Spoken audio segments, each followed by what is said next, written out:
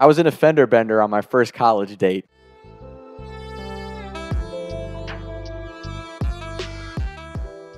Freshman year of college, Bowling Green State University. I had met this chick in the library. Long story short, I ended up getting this chick's Snapchat number.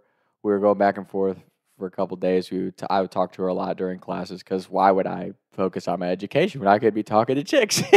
That was me and my roommate freshman year. That was our philosophy. Long story short, after the first week of classes, going out on the weekends, I'd say, hey, like, you want to go on a date on Sunday? And she was like, yeah. How about we go to church? Because we were both Catholic. I'm like, perfect. In my head, as a little freshman in college, I'm like, both Catholic, dime piece. Her name was Kathleen. Shout out Kathleen if she ever sees this. Hope you're doing well. We go to church. I think we went and got coffee or breakfast. I don't remember exactly what we did. At the time, I think I'm the shit, right? I think we were having a great conversation. I'm driving her around in my little Mazda 6, which obviously not that cool of a car to a lot of people, but at the time I was like, man, I'm killing the game. Mazda 6 whipping this cute girl around like life is good, baby. And it wasn't like I was being an asshole. It wasn't like I was being a fuckboy. You know what I mean? I like took her to church. We were having a great breakfast. Like everything was going great. I take her back to her dorm, pull up into the student parking lot right in front of the dorm, park my car, put my flashers on, open the car door for her, walk her to her door, and she gives me a hug. Cloud 9 in my head, right? I'm about to lean in for a kiss, and all of a sudden, smack! It's all you hear, and you see her head lean back. I'm like, oh man, she thinks I'm ugly. Like, so I'm like, what happened? She goes, her jaw drops. She's like, is this your car? Turn around, some dude in a Jeep. It was one of those old, like early 2000 Jeep Wranglers, and it was cut, like he had definitely been working on it, but it had these big stainless steel bumpers. But he pops his clutch so hard, and he threw himself right back into my car, like straight back into my car. There's a huge dent in the side of my car, and I'm like, oh my gosh. And she's like, you want me to stay out here as a witness? I'm like, yeah, just in case. And the guy got out, and he was super cool about it. The guy got out. He felt so bad. He was super apologetic. He's like, can we just not get insurance involved? I'm like, brother, I've been in so many car accidents, like, at this point in my life. Totally understand not wanting to get insurance involved.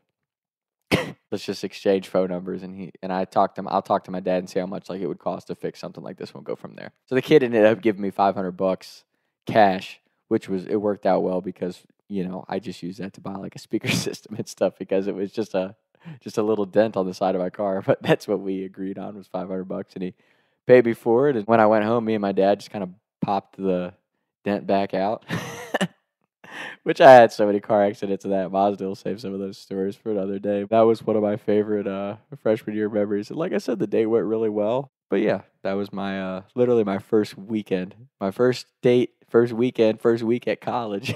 And that happened with my car. So, and for those of you who followed, you know, that was far from the worst car accident I had in the Mazda up at BG. But that one was just the timing of everything. It was so funny to me. And like at the time, like really all I could do was laugh because like there was no significant damage to my car. It was the kid was super apologetic. Totally took ownership. Like, hey man, that's on me. And I was like, yeah, dude, I appreciate that. And like I said, used it to buy a 6-speaker system that I still have to this day. It was just funny, like of course, like I think I'm about to get my first kiss in college. Wham! Car gets it. So that's one of my favorite stories from freshman year of college, and I just wanted to share that one today. So, and you know, just being honest, like those type of things, like I used to get really worked up about that stuff in life, and in college, I think was when I really started to just calm down a little bit and realize like everything happens for a reason. Like even if it's your own doing and it's your fault or it seems like it's something that's totally out of your control, ultimately, if you're able to, and I know it's hard to do in the moment, trust me, I'm speaking from many bad reactions in my life, but if you're able to take a step back and go, okay, that's the type of thing where I was like, when I took a step back, even in the moment when I took a step back, because I wanted to freak out on the kid, but then I really took a step back and went, I shouldn't have even parked my car there. I didn't have to walk this girl up here. I could have just opened the door for her and done all this at my car, and then maybe that doesn't happen. So, you know, you can look at it from all kinds of different perspectives, but at the end of the day, I do believe everything happens for a reason. Everything's a life lesson, and everything kind of evens out in the end. And like I said, it was a really funny experience in the moment. So yeah, just enjoy your first dates at each stage of life. And that's another thing. Like, I think in our society today, everyone gets so nervous about the dates. Like, just be yourself.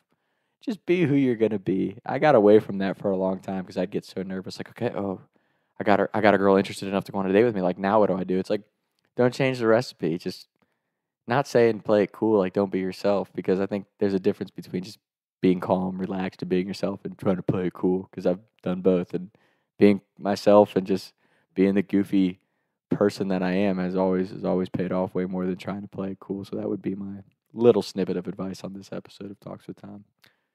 Like I said, one of the funniest one of the funniest moments I ever had in college. Shout out Kathleen if she's out there. So that's today's episode. Hope everybody's well. We'll be back with more soon. Talks with Tom. Taking shots by the lake till I can't even breathe no more. See no more. I was riding around town thinking to myself, is it gonna get easier? I'll be up and away up the street and bake, but I can't even breathe no more. What's it to me? What can I see?